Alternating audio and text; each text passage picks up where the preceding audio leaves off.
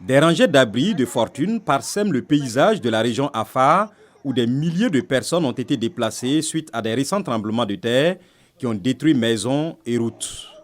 Des familles entières se débattent maintenant après avoir fui leur domicile.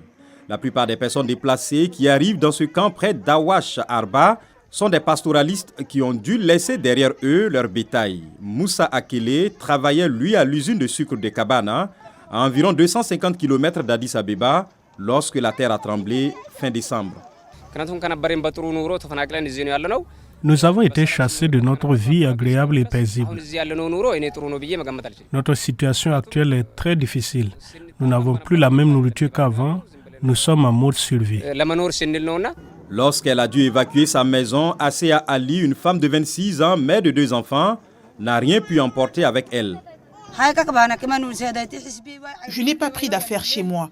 Je suis partie avec ma mère âgée et mes enfants. Nous n'avons pas eu le temps d'emporter quoi que ce soit.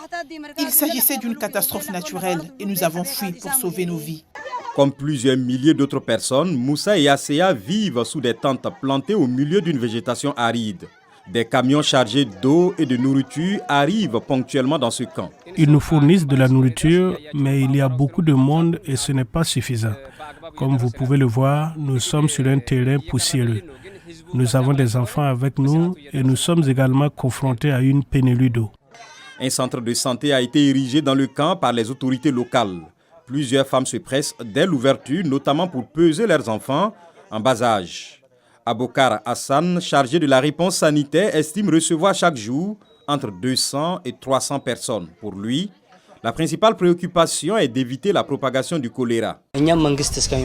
En attendant que le gouvernement et les agences de soutien comme l'UNICEF et l'OMS interviennent, nous aidons la population avec les ressources dont nous disposons.